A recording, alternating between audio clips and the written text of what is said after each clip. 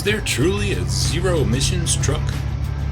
If you've counted yourself among skeptics when it comes to the notion that trucking might one day be an industry built on the foundation of big lithium-ion batteries powering electric motors, new analysis from the American Transportation Research Institute, or ATRI, this week probably raised your eyebrows a little higher, let's say.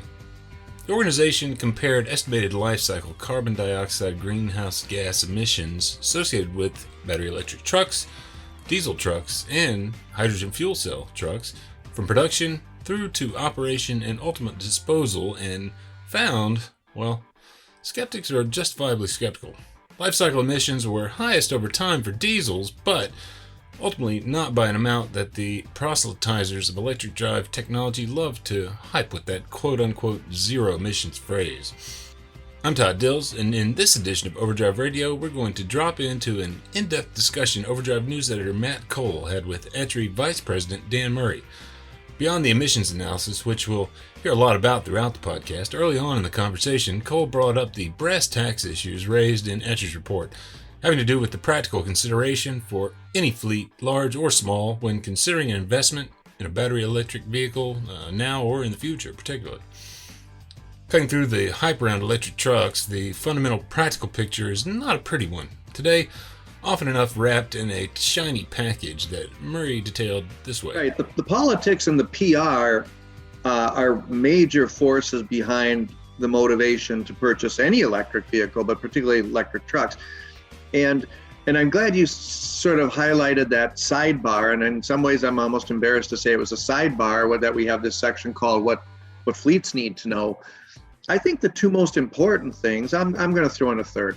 The two most important things now is what is the cost and what is the payback. And the cost of these vehicles using all kinds of transparent empirical data is they're going to be at least $300,000, probably closer to $400,000 when you look at all the components that are going to go into an electric truck. Now, what's the ROI or the payback? Well, now I'm going to have to go to my shipper customers and say, well, my truck is now more than twice as expensive, and I'm going to need to get better pricing. And the shipper's going to say, well, what do I get from that? And I'm going to have to say, unfortunately, well, instead of driving 500 or 600 or 700 miles on a single tank of diesel, I'm going to have to stop every 150 miles to every 200 miles to stop and charge. So you're not going to get the same schedule. And on top of that, the weight of the lithium batteries are going to be somewhere safely between 15,000 pounds and 17,000 pounds. Well, I might get an exemption today, Matt, for an APU of 2,500. That still leaves me losing close to 15,000 pounds of revenue weight. So my message is going to be, it's going to cost you substantially more to move your goods substantially shorter distances, and I'm not going to be able to move as much. Difficulty will inevitably extend to the operator of such vehicles too.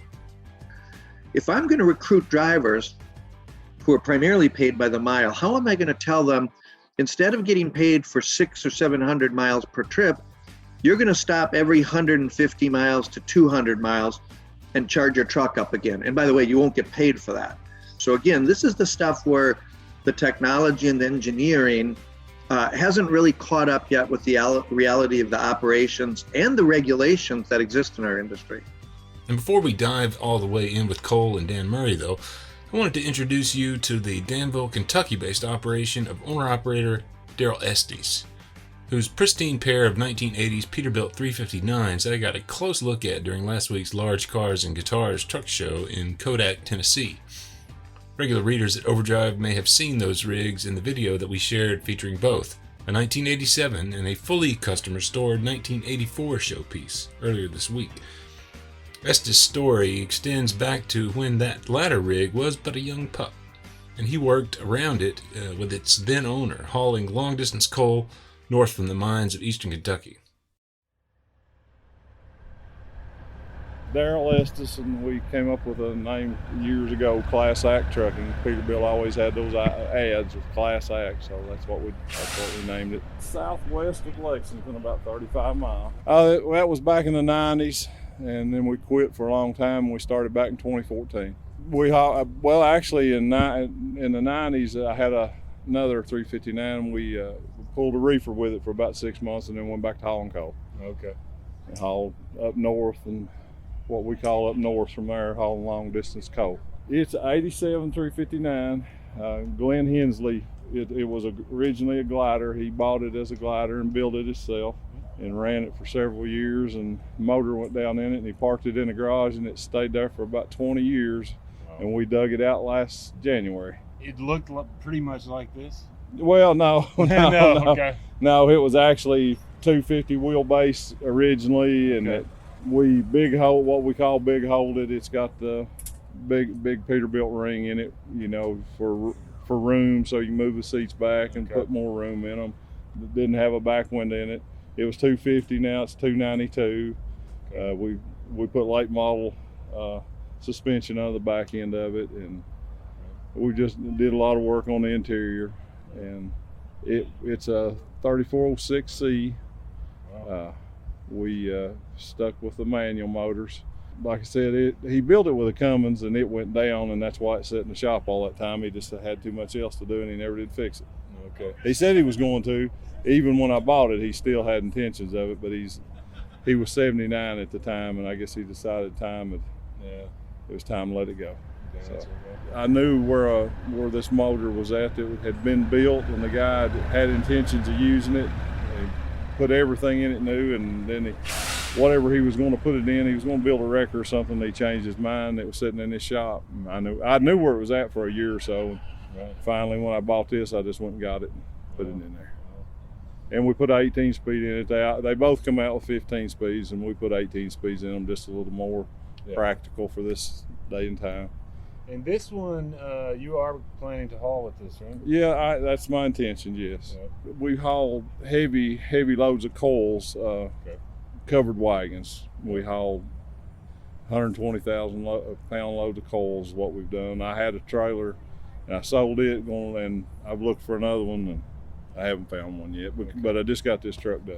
I had one that I was working, and when that one was coming out of the body shop, I said, I don't need two trucks. Right. And so I was going to drive this one. And then when I got it out, and I knew the places I'll go, and I just couldn't do it. We worked on this thing for about 5 years, and all it ever did, it was a guy bought it new in '84, and he put it in hauling, same thing that I used to do, long distance coal from eastern Kentucky.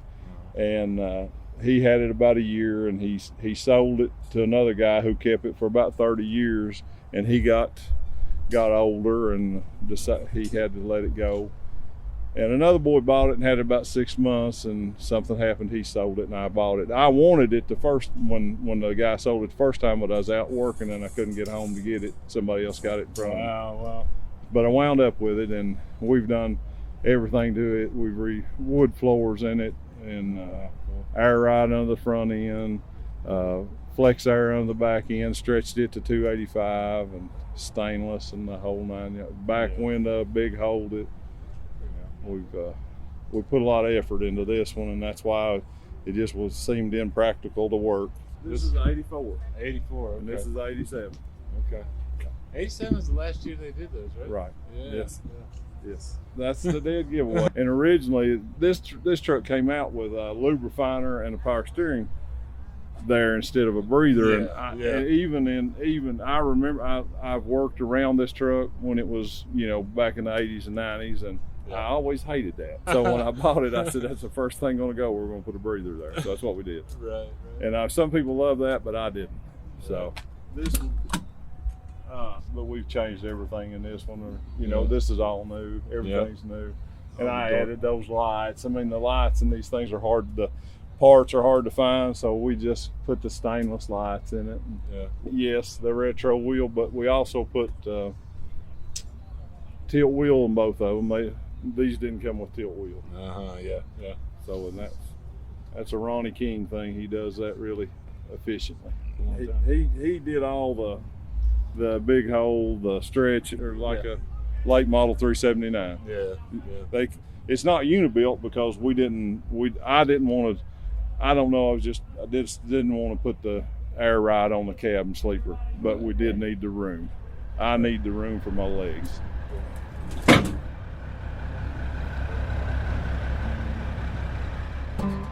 Find plenty of views of the rig in that video I mentioned earlier via overdriveonline.com/custom-rigs, or find us at our YouTube channel. Now, handing off to Overdrive News Editor Matt Cole, going in-depth on the road realities when it comes to battery electric, hydrogen electric, and today's diesels. Here's Dan Murray speaking to top-line findings of ATRI's Understanding the CO2 Impacts of Zero-Emission Trucks report. Everything, Matt, as you know, comes through a research advisory committee. This was a top priority a full year ago, and it was probably identified as a priority by our research advisory committee. We nickname that the RAC, of course, because there's so much sensational headlines about the future being with electric vehicles. Even our friend Elon Musk was talking about an electric truck that would get 650 miles per trip, per charge. And our RAC essentially said, we need to understand what the genesis of this movement is. And in most cases, it's clearly environmental benefits, climate change, et cetera, but also what are the operational and cost implications? And then what are the environmental benefits? So all of that sort of was discussed, and ultimately they voted on and prioritized two different electric truck related research studies. One is the life cycle emissions impact, which is the report we're discussing today. The other one's equally interesting, which is understanding the electric infrastructure requirements for electric vehicles. Essentially, does this country produce enough electricity to power a fleet of 340 million vehicles? Of those, anywhere from 3 million to 10 million freight trucks. And the answer is going to be very, very speculative and skeptics might say questionable, but that research is underway. We did release, as you know, a comparison report this week looking at a baseline diesel truck today and the full life cycle, we'll call it CO2 production, carbon dioxide production, from production of that diesel truck through the operations and consumption of the fuel and the production of the fuel through the life cycle disposal. And then we compared that to the same sort of methodology of electric trucks and then ultimately hydrogen fuel cell trucks. And the results are really quite surprising. People who sort of view electric trucks as being a panacea and most importantly, truly CO2 eliminated in the process are going to be very, very surprised and probably disappointed, Matt. There are a lot of ways to approach this, and it was most important for us to maintain credibility and transparency that we developed a methodology that was sort of foolproof and beyond reproach. And so ultimately what we did is we used a publicly available model developed by Argonne National Lab, which is part of the Department of Energy, and it's called the GREET model for short. GREET stands for something. That would be GREET, GREET, or the Greenhouse Gases Regulated Emissions and Energy Use in Technologies Model of Analysis. It ultimately calculates CO2 production for key steps in the development of vehicles and trucks. And so we used the GREET model, inputted the requirements of a diesel truck, inputted the requirements of electric, hydrogen fuel cell trucks. We also looked at other variations of that. We looked at, as you know, renewable diesel and variations of hydrogen production. Today it's produced, believe it or not, primarily by petroleum fuels. You take natural gas and you use that to cull out the hydrogen. But there are ways of producing much, much cleaner hydrogen fuel using solar power. And we can talk about that in a minute. But the GREET model gave us outputs to say at every step of the way, using these three primary truck types, what is the CO2 production? And that was sort of the basis of our analysis. And another important thing we identified in the report that doesn't have anything to do with the production, operations, and disposal is the geopolitical issues. When you look at what's going on today outside of Ukraine, some of our biggest issues are the relationships, particularly the trade relationships with China. And they're not all trade related. There's also, military and might sort of questions that are being raised. Well, one of the things we discovered is China is a huge producer, one of the largest producers of lithium. But there's other components that go into lithium batteries, including nickel and cobalt. Well, the Congo in Africa is one of the largest producers of cobalt in the world. And we've now, through this analysis and other sources you can find in the marketplace, have determined that China owns probably 60 to 80% of the cobalt mines in Africa, particularly in the Congo. So the geopolitical thing can't completely be ignored, in that we know that the trucks today would cost, as I mentioned, $300,000 to $400,000 at least. The first attempt to corner the market in China or Africa with cobalt, nickel, and lithium, these trucks are going to be substantially more expensive unless we develop some, domestic resources. So that's, again, another very important side note for us to consider. So again, the three big components are: what does it take to produce one of these vehicles? And that we named vehicle production. And what we discovered is that an internal combustion engine truck, which we just call the ICE truck, traditional truck today, is about 74,000 pounds of CO2 emissions. And that's going to seem like a huge number, 74,000 pounds of CO2 emissions per truck.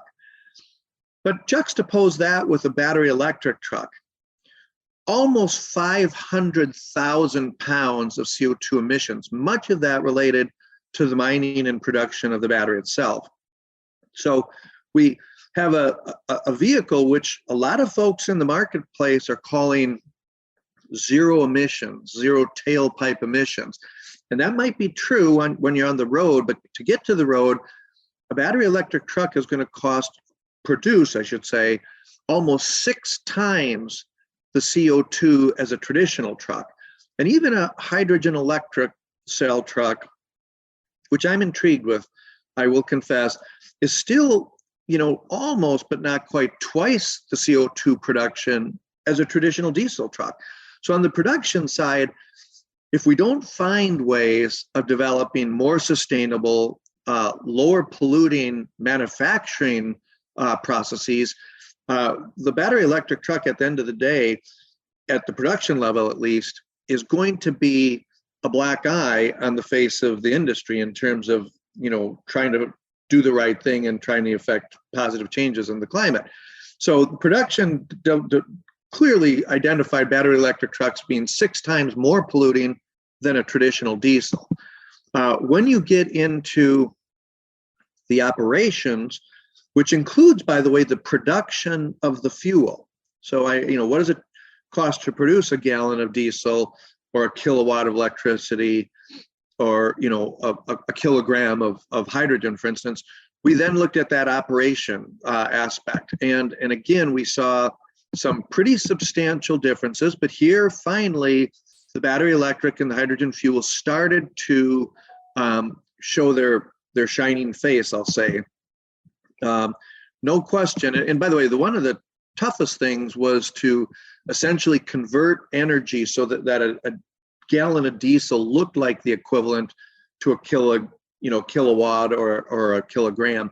But there's no question that traditional diesel, if that's 100% of all costs, a battery electric was about 43% lower in terms of producing electricity and operating an electric truck.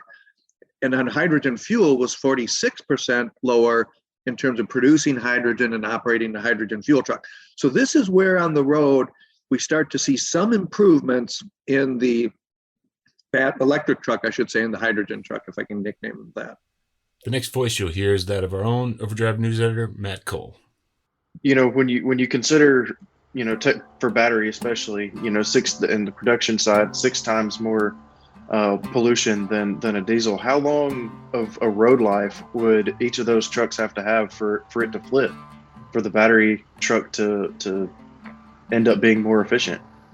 Well, and I'm glad you asked that. It's another huge issue that really needs to be on the carrier's need to know list. And and that is the battery lives. And we basically calculated using the GREET model, 1 million miles of life for all the vehicles, and how long will those last, getting us to 1 million kind of thing. And it's pretty technical, but one of the things from the carrier perspective or the truck driver perspective, how long are these batteries going to last, these lithium batteries in an electric truck? Well, at least anecdotally, it appears that they'll last between 4 and 7 years, probably closer to the low end of that. That means at the end of 4 to 7 years, you have to switch out the full regimen of batteries. Well, it turns out that these 15 to 17,000 pounds of lithium batteries are probably going to cost between $85,000 and $140,000 for the batteries to replace them. So every 4 to 7 years, you're going to be spending another, say, $85,000 to $140,000 to switch out the batteries. That's a very expensive proposition to build into your depreciation schedules, your turnover schedules, etc., because nobody's going to want to buy, your 5-year-old electric truck when I know I'm on the cusp of adding another round to $100,000. So that's a problem. So we've seen business models crop up, not in reality, but at least on paper, that maybe we just provide rental batteries, and you're driving down the road, and when you get to the end of the battery charge, you'll just switch out your old battery. They'll take that, they'll start charging that, and they'll give you a new set. And there's a lot of logic to that in the short run, but what Matt, from your own smartphone, is over time, as you charge and recharge and charge and recharge, you slowly reduce the capacity of the battery. So now what I think I'm getting newly charged batteries, they might have been charged 200 times already on I-94 in Minnesota. And it turns out that battery really might only have half the capacity of a new one. So I'm only going to get half as far before I'm going to need to charge again. So it is very important that we look at both the cost of batteries as well as their life cycle. And these batteries will degrade over time as they're as they're charged and recharged more and more. You mentioning I-94 in Minnesota, that kind of made me think, batteries also depend on climate. If you're running the Rocky Mountains a lot, the higher elevations, batteries don't do as well. Cold temperatures, batteries don't do as well. Is that something ATRI's looked at yet as far as?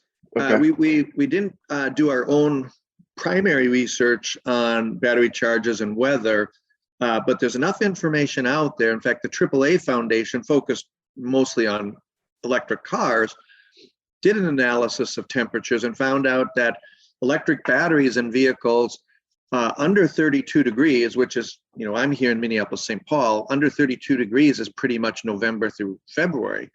They lose up to 40% of their charge. That essentially means when you thought you were going to get 100 miles out of your battery, you're going to get 60 miles out of it. And that's going to last for as long as the temperature is below 32, which no one knows that. I mean, there's the most poor science out there is meteorology. So the idea that I can plan my trips based on temperature and weather, as you pointed out, is going to be very, very challenging for any motor carrier. Disposal or recycling of the batteries, compared to the disposal or recycling of a kaput diesel engine. What did you guys find, and how those compared? Well, we sort of created a placeholder for the physical vehicle itself, the truck itself. And we said, well, it's going to generate the same amount of CO2 pollution to basically break down and recycle the physical truck, whether it's a battery electric, hydrogen, or diesel. But then obviously there's components that are going to differ substantially. And using the GREET model, we found out that while there is no lithium battery recycling cost to hydrogen and diesel, of course, you are going to generate almost 50,000 pounds of CO2 to dispose of a lithium ion battery.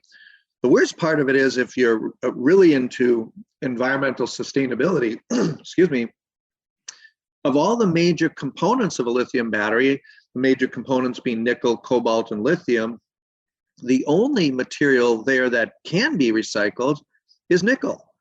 We can't recycle today cobalt and lithium. There's not a marketplace, and there's also not a scientific mechanism for doing it effectively. So those are still going to get disposed of in landfills and wherever else, we don't know. But at the end of the day, it's still going to cost almost 50,000 pounds of CO2 to dispose of an electric truck, whereas the total for a regular diesel truck is 2,200 pounds of CO2. A lot of numbers there, but at the end of the day, what we're saying is an electric truck is going to cost anywhere from, well, let's just resign ourselves to hundreds of times more in terms of pollution than a traditional diesel truck would be.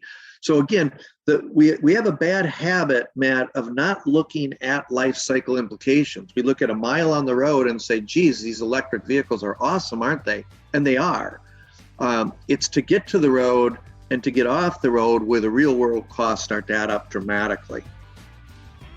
Considering that full life cycle, though, ATRI did find net positive CO2 emissions benefits for both battery electric and hydrogen fuel cell technology, even with the former's big production and disposal negatives. There was also another set of possibilities for internal combustion that Murray detailed here too. If you look at the whole schematic of vehicles we analyzed, which again are the three major ones, but we also investigated where alternative energy sources are going, wind, solar, etc. And over time, those alt energy sources are going to increase.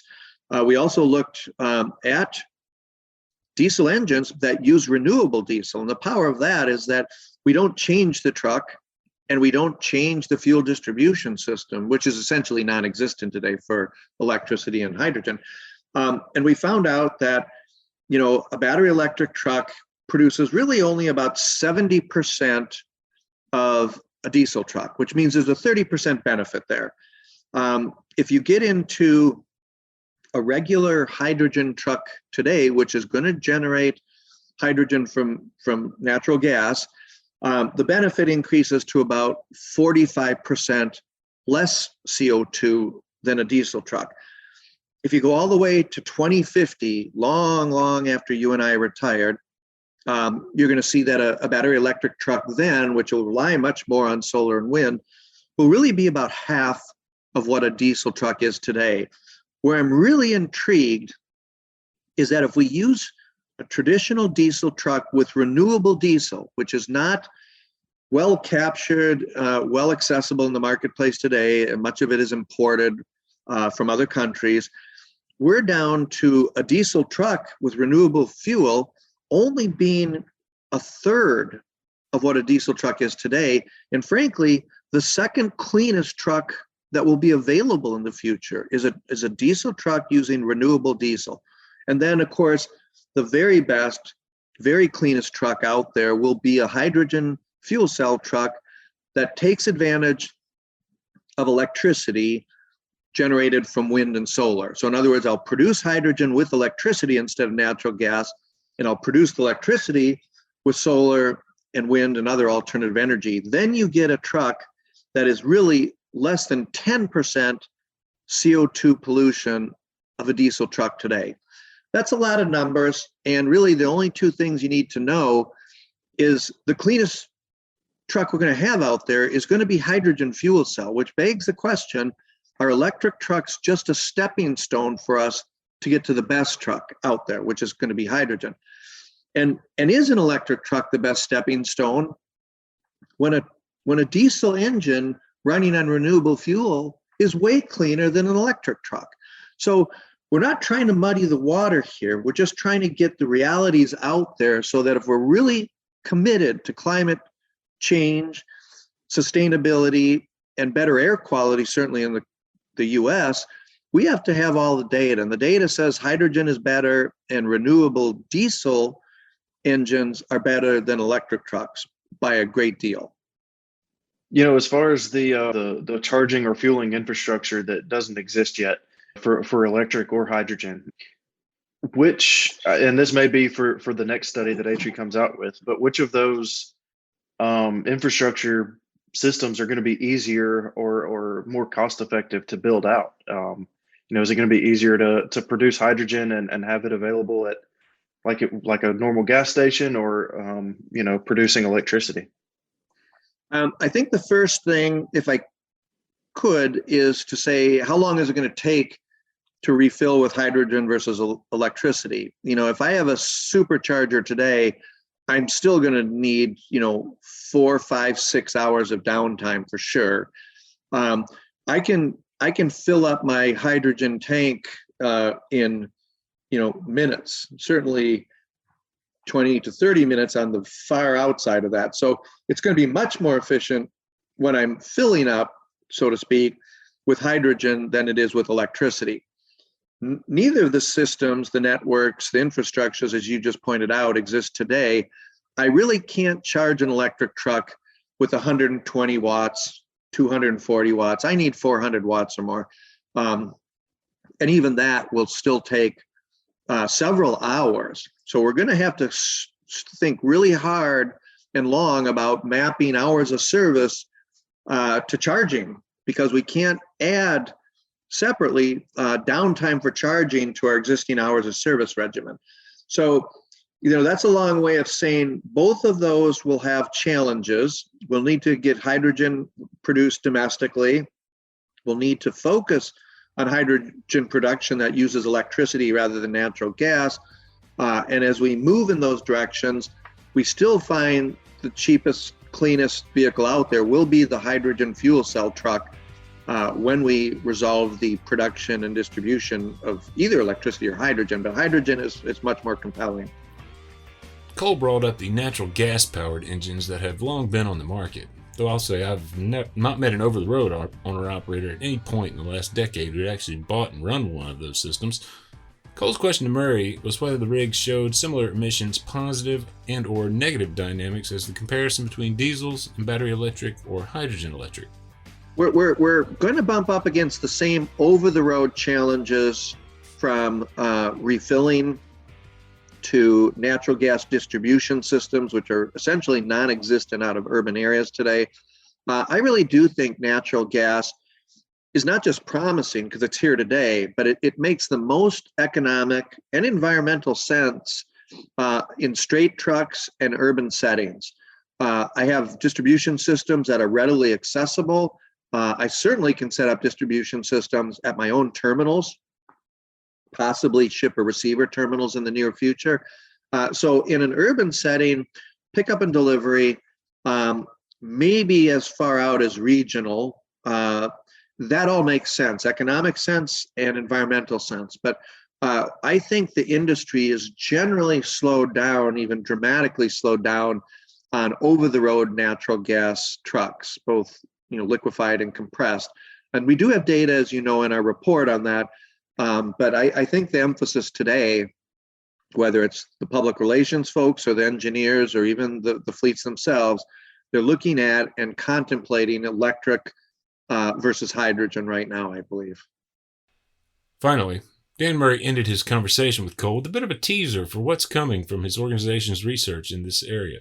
That report he mentioned at the top of the talk, looking at power infrastructure feasibility when it comes to the use of electricity to power heavy-duty trucks. There's a very large truckload fleet that happens to sit on my ATRI board of directors that went to Joliet, Illinois, and they were going to build a truck terminal there.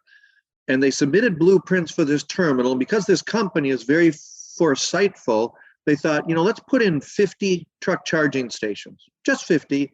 There's 4 million large trucks out there in the United States, and they're going to charge 50 at this one Joliet, Illinois. So they submitted the blueprints, and the city of Joliet came back and said, what in the world are you building here? And the motor carrier said, it's a truck terminal. They said, well, what's this electric grid and all these components? And he said, well, it's just charging stations for 50 trucks. And they said, that electrical draw for those 50 trucks is greater than the entire draw of the city of Joliet on a daily basis. Duke Energy did its own analysis of charging, grabbed the 50 trucks to see what the demand would be on a daily basis, and found out that 50 Class 8 trucks charged daily has the same draw as the Empire State Building. So we've got some work to do in terms of researching the scale of electric infrastructure we're going to need just to charge electric trucks, not counting the entire electric vehicle population in the US, which exceeds 300 million vehicles. So we're going to have to do some ramping up, Matt, and in our next report, late summer, we'll have some insight for you on that. And that's a wrap. Plenty to think about. Here's a big thanks to Cole and Murray for taking the time with this one. Regular readers may know this already, but here's a little shout to Overdrive News Editor Cole's work on the video series called The 1044, hosted via our sister publication CCJ's YouTube channel. This interview will also appear there, but you can find a nice archive via youtube.com/ccjdigital. Scroll down to the 1044 playlist to peruse the wealth of topics from hosts Jason Cannon and, of course, our own Matt Cole. Overdrive Radio is a production of Overdrive, the voice of the American trucker. It's edited and produced by me, Todd Dills, with ongoing support of trucker songwriter and Overdrive contributor Paul Marhofer. The podcast is backed up further by Overdrive News Editor Matt Cole, who we heard from today, social media coordinator Holly Young, and executive editor Alex Lockey. Keep it pro out there.